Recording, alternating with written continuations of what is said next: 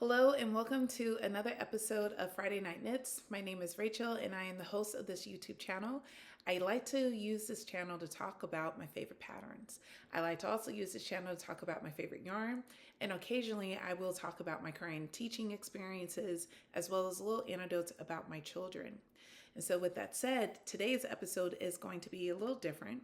Typically, I talk about my current works in progress. Occasionally, I might talk about things I'm planning on knitting and crocheting. But today I want to do something a little different. I've been feeling inspired by Veronica Lindbergh, and I wanted to take a moment just to celebrate her beautiful knitwear designs and to see if there's one that I've made that might pique your fantasy, where you're like, you know what, maybe I will go ahead and purchase that pattern and move forward with it. This is not a video sponsored by her brand. This is just me, a fan of her work and someone who genuinely wants to give you all the opportunity to learn more about what has worked and hasn't worked for me with these patterns. So it's more like a pattern review with a little twist at the end. So with that said, I want to start off with the first pattern. I have had the wonderful opportunity to test knit, looks like according to my Ravelry. Hang on 1 minute. You're not doing a drum roll. 2, 4, 6, 8, 10, 8, 9. 9 of her patterns. So I've tested it 9. I've attempted to make 10. We'll talk about what happened to the 10th one later. But with one of my favorite test knits I've ever made, all of them are my favorite, but there's a little special place for this one. And this one is called the Late to Checkout Sweater. Now, I've had a wonderful opportunity talking about this sweater a few times. The Late to Checkout was a test knit I received an invitation for early fall, when as soon as I got it, I was like, sure, I haven't made a drop shoulder in a minute. I'll go for it. I put my submission in, was selected, was super excited to be chosen to cast on for this. And one of my favorite things about this particular sweater is that it's so versatile. Not only can I fit it, but my husband can as well. And another reason why I love this particular sweater is the attention to detail that makes it simple but elegant at the same time. Number one, it's obviously a drop shoulder, and so you pick up along the stitches, but she has you do this really cool little networked neck or collar design that you do. I guess it's not the collar, it's a shoulder, where you're doing this double knitted area here that gives it a distinction between the front and the back. So that was one of my favorite features about it. In addition, you are invited to do a folded over collar, which I decided to do. And I'm so glad because it just adds a little bit more integrity and structure to the garment, because I decided to use a superwash yarn, which we all know can stretch out, and it just doesn't, for me anyway, it doesn't tend to hold the shape as well as I would like. In addition to the shoulder design as well as the collar, which I'm going to bring a little closer so you can see, I love the fact that I was able to put my own little spin to this. Now, I know that some people are like, I don't want to test knit because they have a lot of stringent rules. And that is true. There are some test designers who you have to make it exactly the way they need you to. And it's all about the brand. It's all a part of the marketing, and I totally get it. But Veronica Lindbergh is a little bit different. Yes, she does have expectations of what it is that she wants you to do when you are interacting with her items. However, if you want to make it shorter or make it longer, go for it.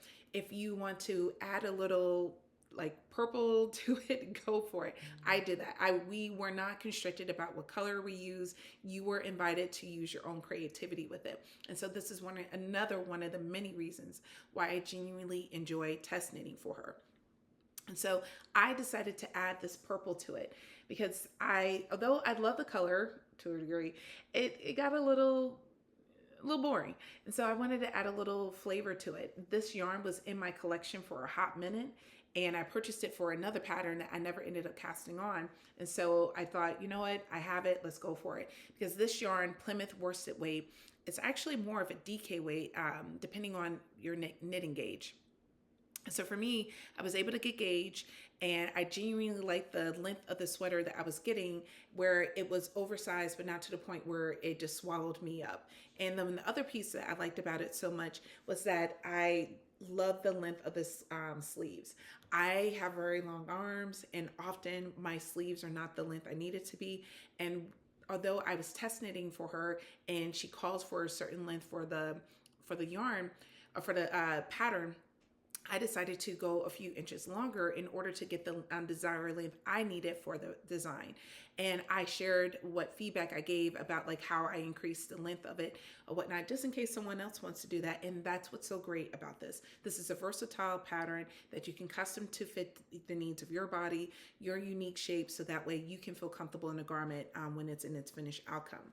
So this is definitely a sweater I will, and I've said it before on this particular channel, that I really would recommend for someone who is new to knitting and wants to dabble into making their first sweater. She genuinely walks you through how to successfully engage in increasing, decreasing, picking up stitches, things of that nature, without it being extensively long. There are some patterns that give you some of that hand holding where you have to read it line by line.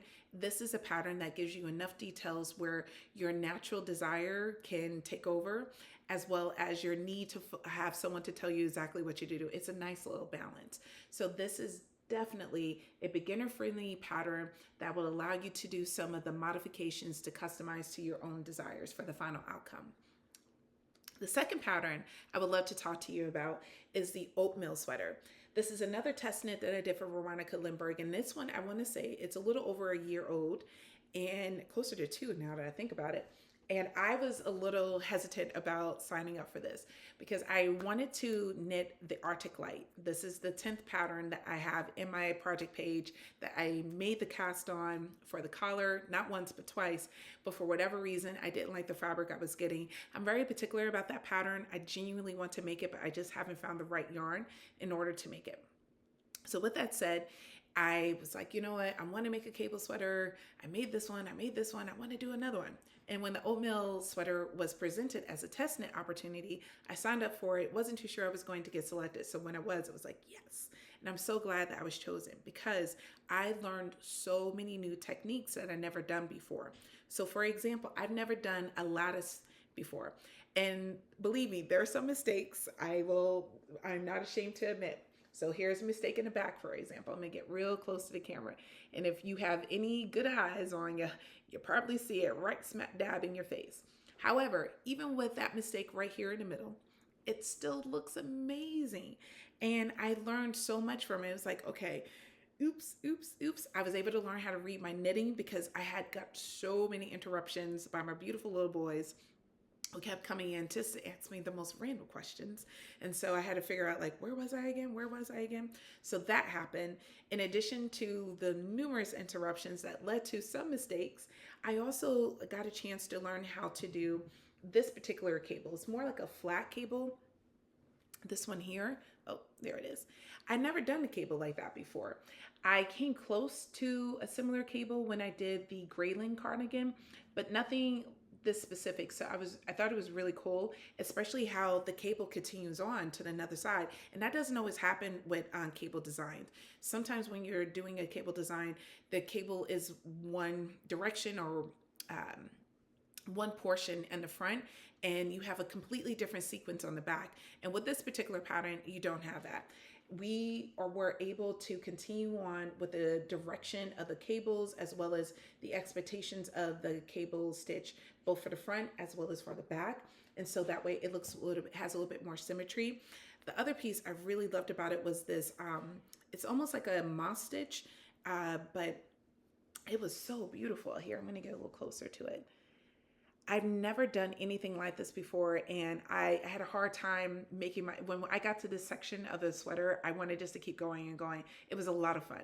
I genuinely enjoyed this texture that you were doing. It had a little bit of purling, but it was mostly knitted, and it's just beautiful. It reminds me of a double moss stitch, but it's not, if that makes sense. It's her own little twist to it. I've never done anything like that before.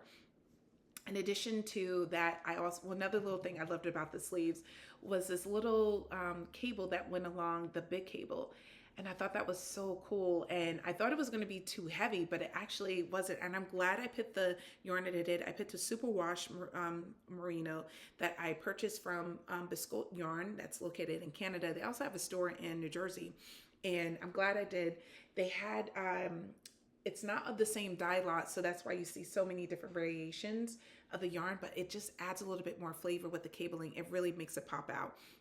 And again, because I thought I was playing yarn chicken, I went ahead and for the sleeves, I took some of my gray superwash yarn that had a similar twist as the yarn I got from Biscotte.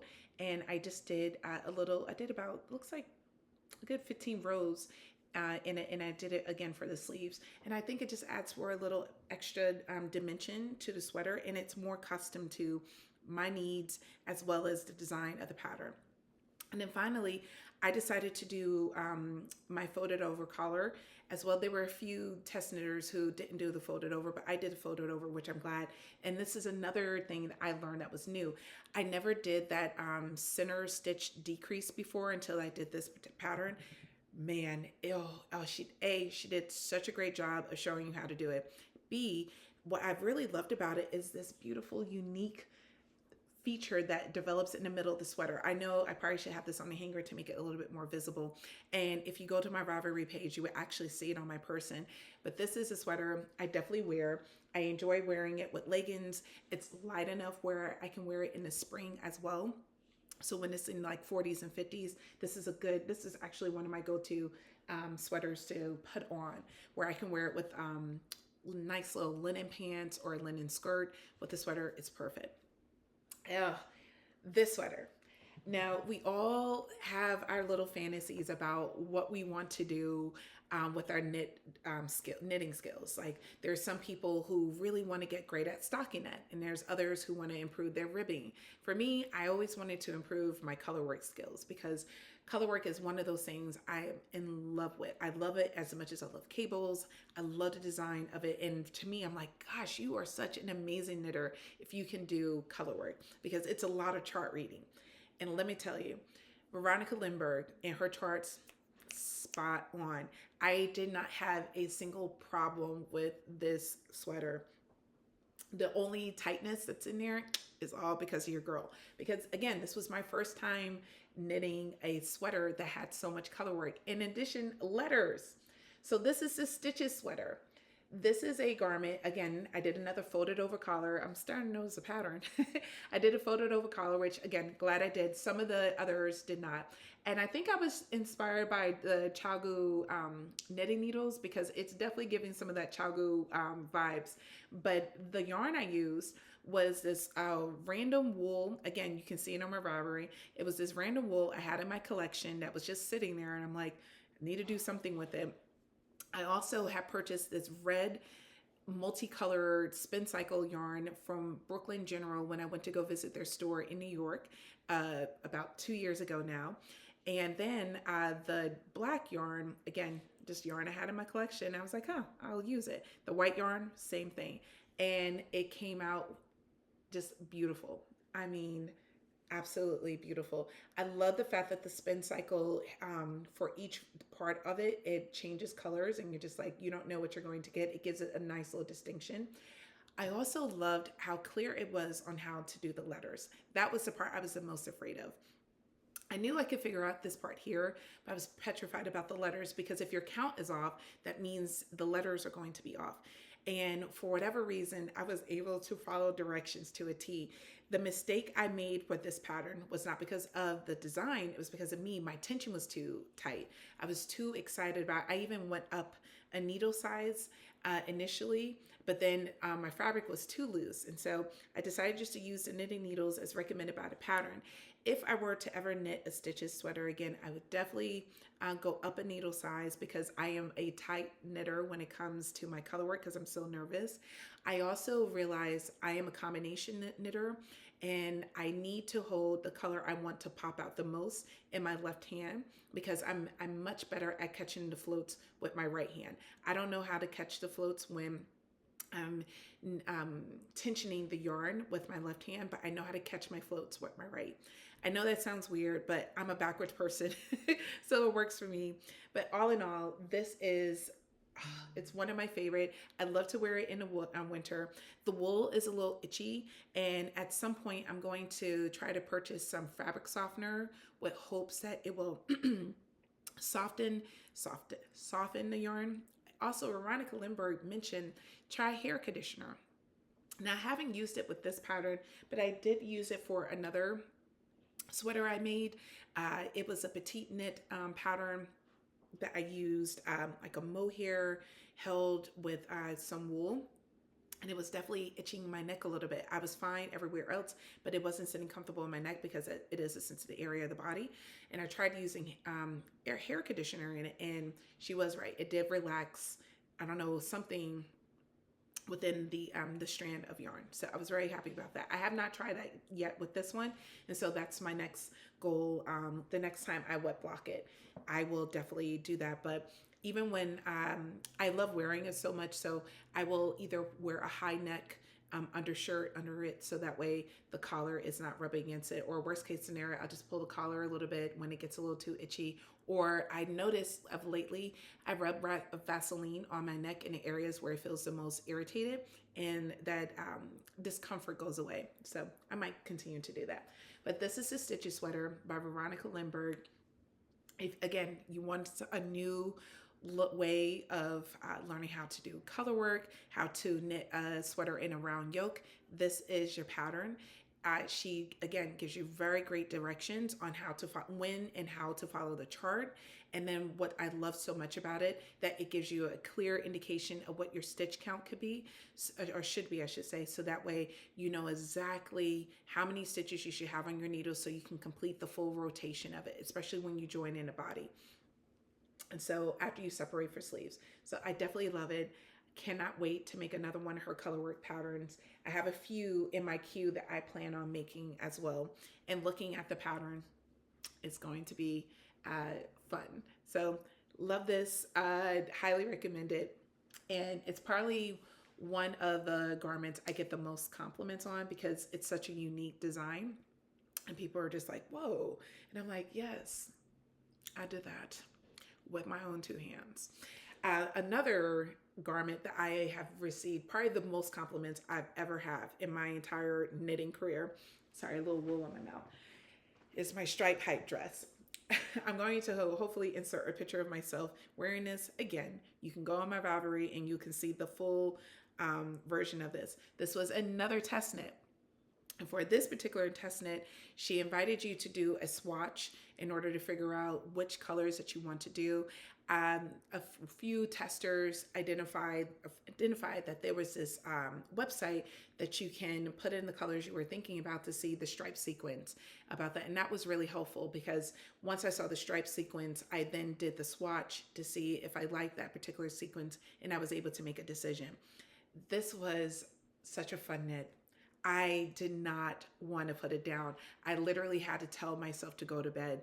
And if I did not run out of yarn, I would have made this dress longer. So let me tell you about the stripe hike dress. This is the perfect stash buster, number one. I love needles at the ready, as you all know, because I talk about them all the time. And they had this beautiful yarn. Again, the name of the colorway is on my Ravelry page. So you will have to look there. So this golden color, I knew I wanted to use it. That it was probably one of the first yarns I picked to use for this pattern. So I'm like, okay, everything is going to happen, but this has got to happen. And I only had one skein of that yarn, and I knew I needed to make it last. So I was like, what am I going to do? In addition to that beautiful, I call it like a little tiger color, I also had some leftover yarn from my oatmeal sweater. So this is from my oatmeal sweater, and I'm like, I need something to do with it, and I thought that would be perfect. So I'm glad it was put to use. I had leftover white yarn from a variety of different projects I've done. I did not know that this beautiful navy blue yarn that, again, on my Ravelry page, I want to say it's Lamana. This was left over from a pattern I made for a friend of mine, and I needed something to do with it. And so I'm like, you know what, I'll try it out. I did not know it was going to bleed. I should have used a color catcher. Now I do, but it did bleed quite a bit on one of the white stripes. And honestly, the older this dress gets, the more it looks natural to it, because at first I was really like, oh no, I messed it up. I thought the pink would bleed. It was actually the navy blue. I thought this blue would bleed, but again, it was a navy blue. All in all, there is one part where it's a little splotchy, but again, it kind of looks like it was intentional, not a variegated yarn, but you know, like sometimes those hand dyed yarns that you use, and it has little splotches of color in one particular section. It kind of looks like that. And because I use so many other hand dyed yarns, I think that's the reason why I can get away with that.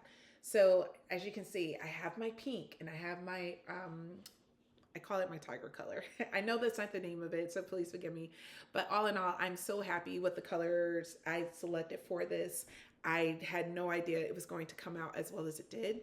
And I received so many compliments when I went to Rhurbarg. So I wore this dress with some boots because it was cold at Rhurbarg, and every person kept stopping me, asking me questions about it. And I'm like, it's a design, test knit design by Veronica Lindbergh.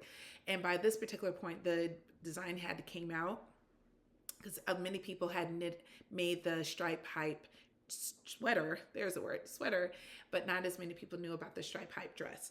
The only regret I have is about the sleeve length, and that is only because I was almost out of yarn. I decided to channel majority of my yarn into the body of the sweater rather than into my sleeves, and so I have thought about it, like maybe I can buy more yarn, but I genuinely like the fact that I was able to get all of the main colors of the sweater into one sleeve. I was hoping to do that on 2 rotations, but again, I genuinely didn't have enough, and so this is the final product of it. The color I ran out of was actually this electric blue, which you can see is almost identical to my current sweater, because at the time I only had one skein of it. In addition, I don't have any more of this yarn, and the yarn dot varies so much.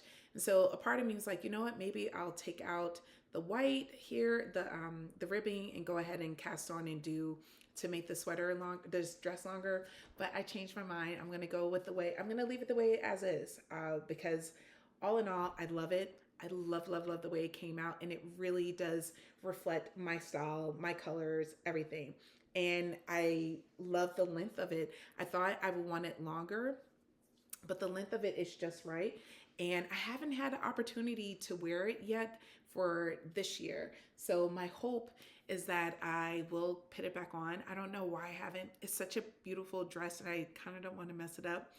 I don't want to mess it up. So that's one of my hesitations about it. My final hesitation, I wish, again, I didn't play yarn chicken, is around the collar. I did not have enough yarn, and I wanted the collar to be a little bit longer. So it's one of those that if I had my time back, I would definitely either do an I-cord edge for the collar rather than doing a ribbing. That's the only thing I would say that if I could change, I would. Otherwise, very, very happy with the final outcome of my stripe hype dress. If you want to make a dress, here you go. I like this dress so much. It's actually a good segue into my current whips. I like this dress so much that I'm using the waist shaping in order to work on my cherry dress that I'm making right now. So the cherry dress is not a Veronica Lindbergh pattern. This is a Sandnes Garn pattern that I purchased out of, that comes with the book. And as you can see, I have made some progress, but not that much. It is, when I lay it across my body, it is now touching my mid thighs. My goal is to hopefully get it when it's sitting on my person to get to my mid calves, but we'll see. My hope is that it will be super long. I know linen can grow, but it doesn't grow exponentially, so I'm not expecting too much. I don't like the sleeve length, so I'm hoping I will have enough yarn in order to add to the length of this. But I'm using the stripe hype waist shaping from the pattern in order to do waist shaping for this. And so because it was such a great design feature, and it looks so good on me, I was really pleased with it. Her directions were so spot on, and it definitely added to a natural growth in a way that your waist will expand out. It looks so good. It makes my hips look good. The hips don't lie, so to speak, in that. So that's all of my test knits that are my favorite patterns. However, my most worn sweater is the one I have on right now.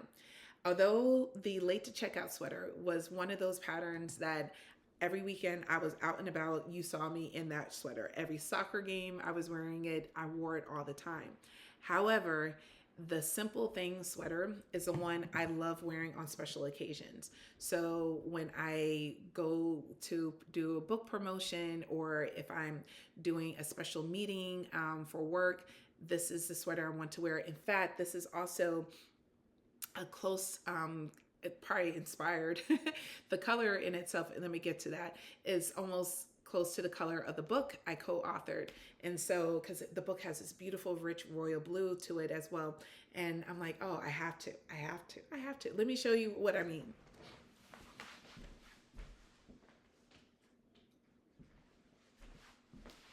So this is a magnet of the book cover, and you see how close it is. It's like, oh, it was like serendipity. So I love wearing this sweater. It fits so nicely. It's 84 degrees right now, and I don't feel warm in it whatsoever. Granted, I am in the house, but the AC is not on. I have a fan on just to kind of keep the air circulating and whatnot. But it was such a fun a knit that I did not want to stop. For this one, here, I put my hair away. For this one, I decided not to do a folded over collar. Instead, I decided to do more of like a necklace type collar. There's the word. I wanted it to like span out, and I didn't want to fold it over. Plus, I didn't know if I had enough yarn, because I don't know what it is. I always use the most beautiful yarn in my collection or from a yarn store that I get obsessed with, and I'm not paying attention to the length or how much yarn quantity I have. And I'm like, I don't have enough for the design. What am I going to do? That's what happened with this one. So the simple sweater calls for a light, a DK light worsted weight yarn. And I was in Gather Here, which is a yarn store in Cambridge, Massachusetts. It has a beautiful selection of hedgehog fiber yarn. And I saw this colorway, and I was just like, I have to have it. It's this electric blue. It looks vibrant on my skin color. And I just like, I knew it. I didn't look at the price. I didn't care. I just was like, nope, I'll take it. But I took the last 3 skeins of it. And when I did the math, I'm like, it looks about the amount. Because the sweater for the size I was doing called for 450 grams of yarn. So I was like, you know what? I'll make it cropped. I won't fold over the collar, and maybe I can squeeze it out with the amount of yardage I have. I couldn't.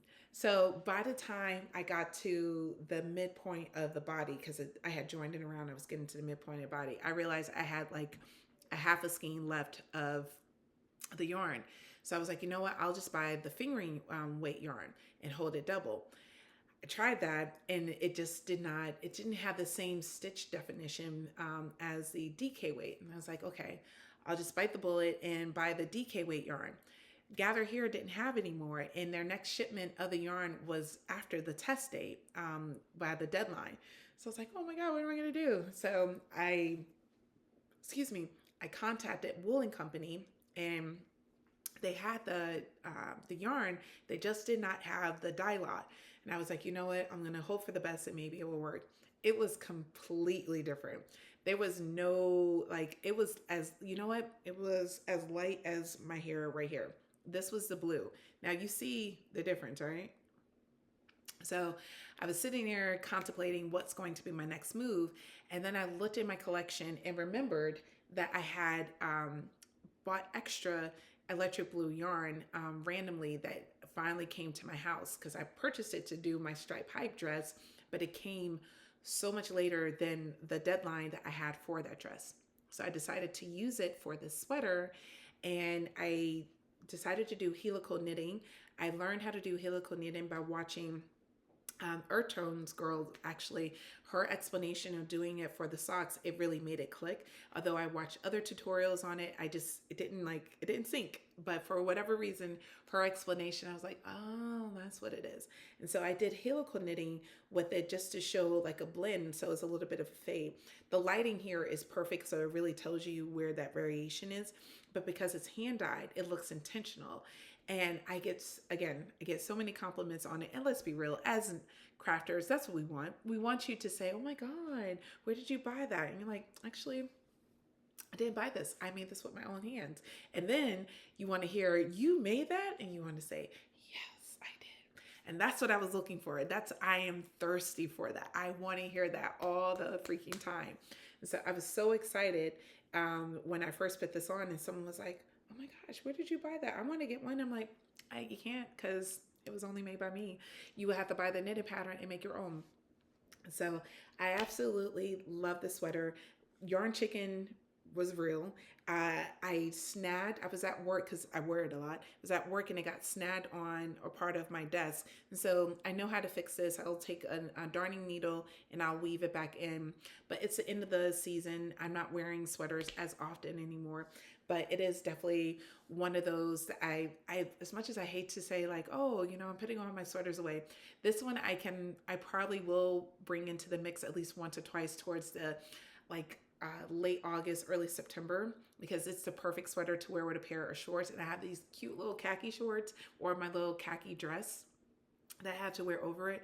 So more than likely, I will be wearing this as much as like I am today. I had sort of like, no. I was like, you know what? I think I want to put this on because I'm talking about Rhurbarg. I might as well do that.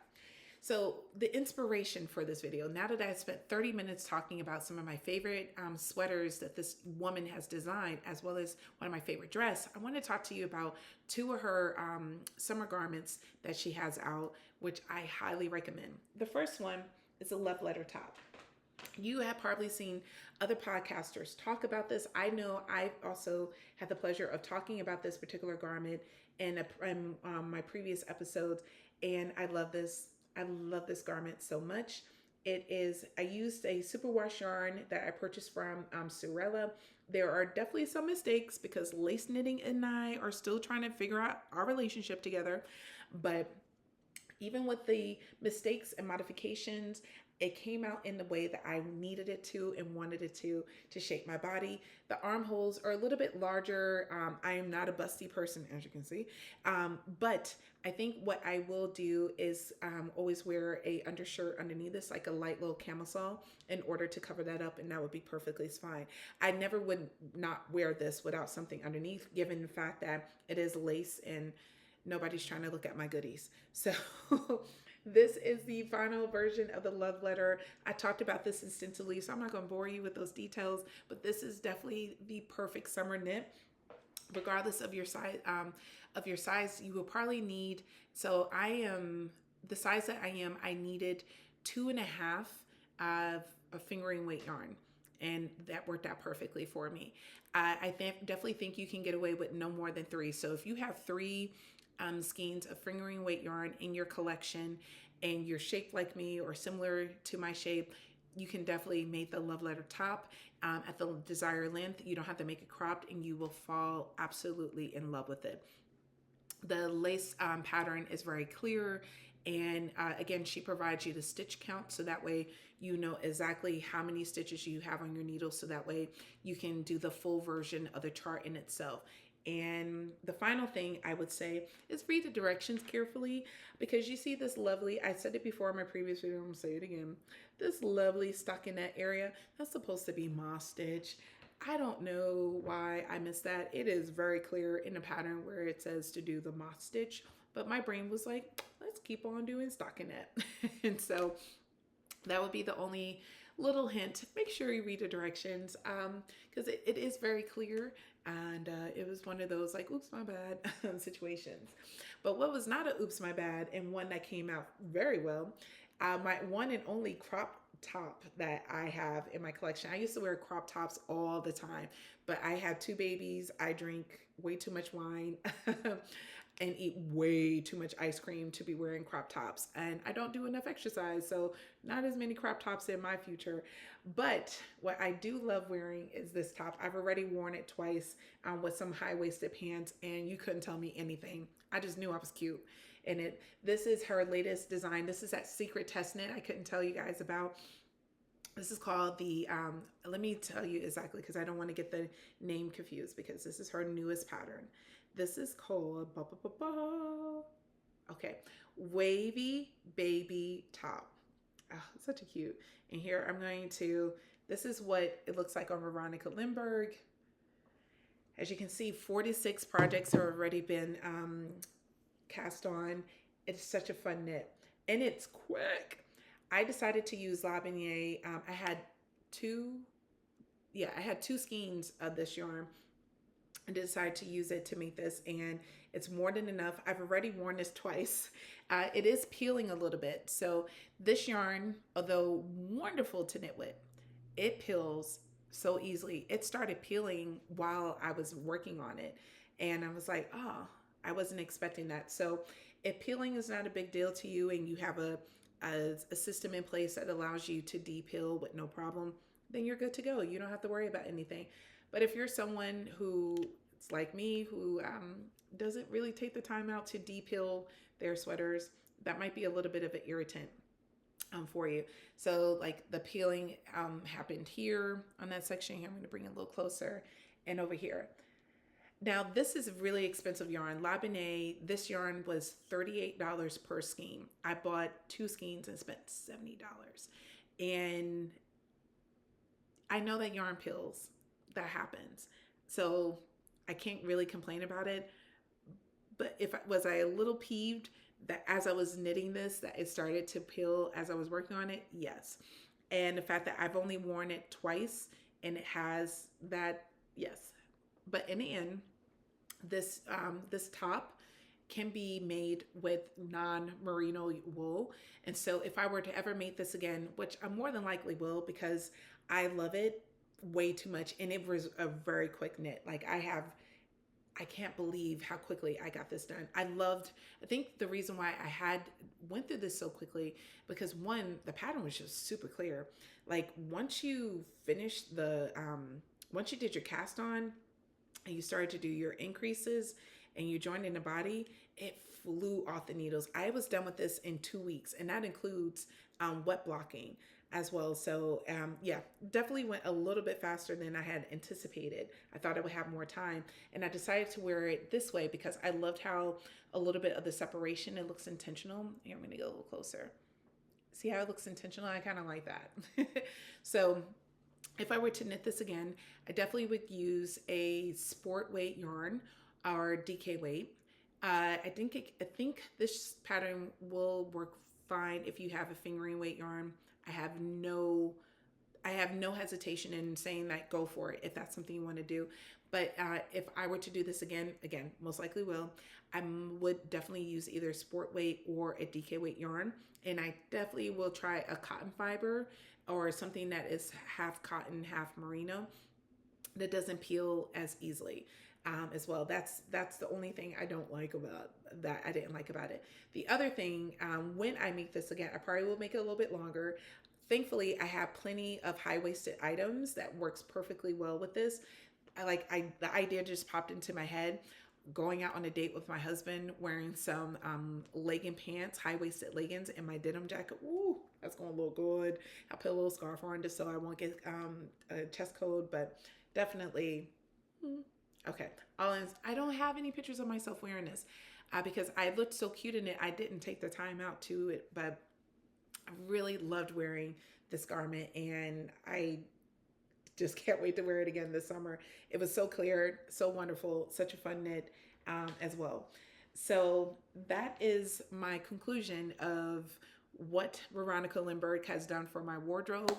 I can honestly say that out of all the designers I had the pleasure of knitting, she is definitely in my top one category. So she's my favorite knitwear designer, whereas Toni Lipsey is my favorite crochet designer. And I just cannot say enough about Veronica Lindbergh's patterns, especially if you're new to interacting with yarn and doing these really what seems to be really complex techniques. And actually it's not, and it's something you can do. This sweater, the collar of it, this is partly what brings so much attention to me in this garment, because the collar just looks like a necklace, and she just had really clear instructions on what to do and how to make it your own. Same thing for the wavy baby. When I saw that it was all over cable, at first I was like, I don't know, this might get really boring. I could not put it down. It was an engaging knit. And it probably was a combination with the yarn before it started peeling, as well as with the design, because it was so intuitive that I could do it without looking. And what I loved about this pattern, one final thing to share with you about this particular pattern, if you are someone who wants to try cabling without like a cable hook or needle, this is a good pattern for it. I was flying through that. Once I really got into a rhythm, you couldn't tell me nothing. I was doing such a good job with that. And there was not any instance where I dropped the stitch and couldn't pick it back up, because it just, again, the cable is so quick when you're doing it, and you know exactly when you need to do it. It's very intuitive. I don't know what she was thinking when she decided to put that together, but she was thinking right along my alley, and I love it. It is definitely one of my favorite things that I've made so far in 2025, and I cannot wait until some more opportunities for me to do some test knitting for her. She did do a recent call out for a lace knit design, and I have a lot of work projects going on that I'm like, I would like to sign up for it, but I genuinely know that I won't be able to put the full focal attention on it. I need a little simplistic, and lace work takes forever, because the love letter top should not have taken as long. I will admit I did take a break for a few minutes in order to work on other projects, but I take my time when I'm doing lace knitting, and the second I get a distraction, I can't. So highly recommend Veronica Lindbergh. One little final thing I want to share with you. I believe her name is Zanete. This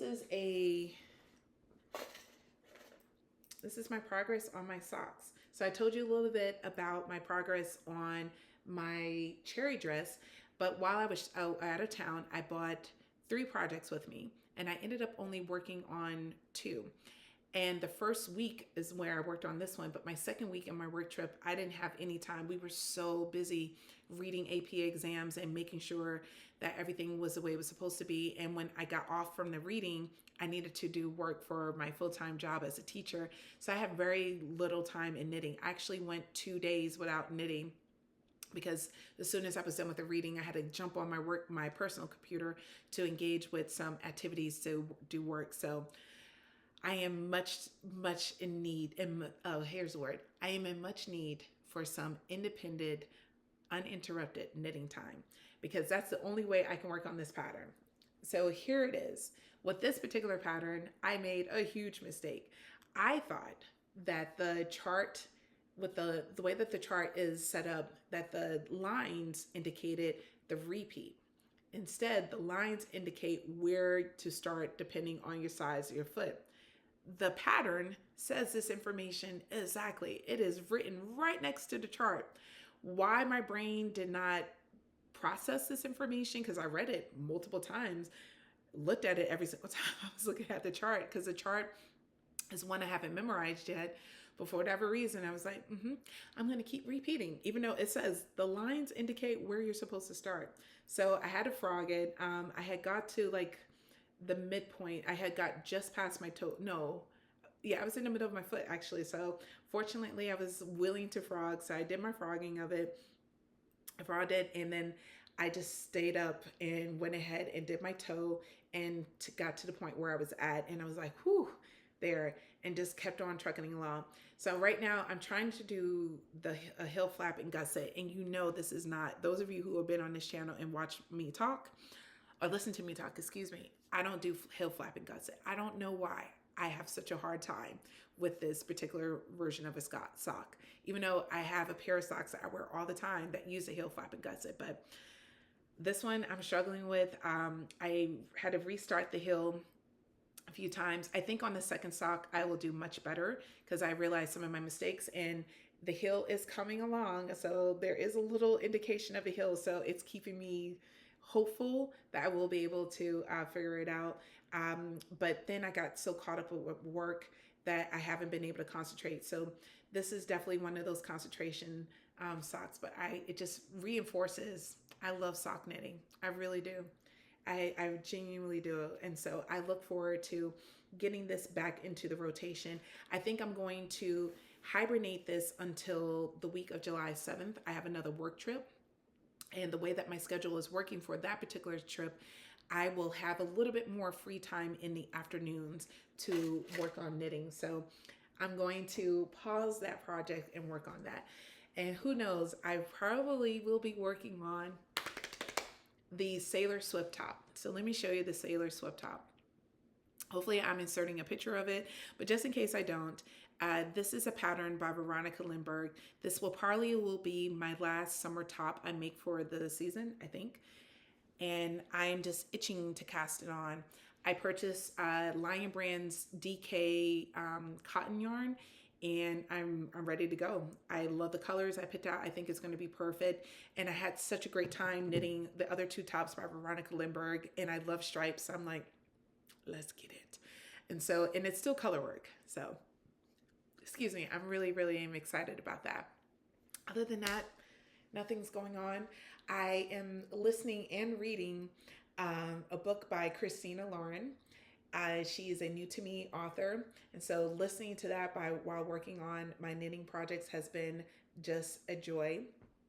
I am also happy to be back home, although Kansas City is a very lovely city and I had a wonderful time. I even got a tattoo. I'm going to insert a picture of the tattoo that I recently got because every time we do this work trip, a group of friends and I, we always get tattoos. So that's what we did.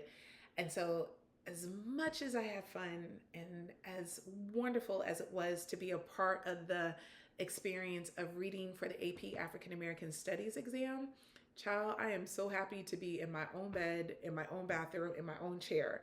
And so it's great to be home. My kids were very welcoming. In fact, I have only 1 minute left to wrap up this video because I owe them a water fight.